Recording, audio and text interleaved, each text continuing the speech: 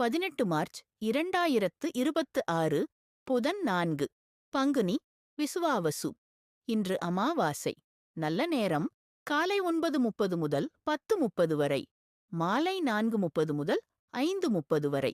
நல்ல நேரம் காலை 10:30 முதல் 11:30 வரை, மாலை 6:30 முதல் 7:30 வரை. இராகு காலம் 12 மணி முதல் 7:30 வரை. இராகு காலம் 12 மணி முதல் 1:30 வரை. யமகண்டம் 7:30 முதல் 9 மணி வரை.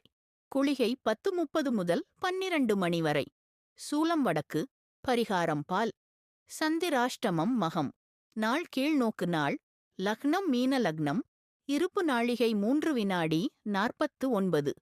சூரிய உதயம் காலை 6 மணி 20 நிமிடம். திதி அமாவாசை.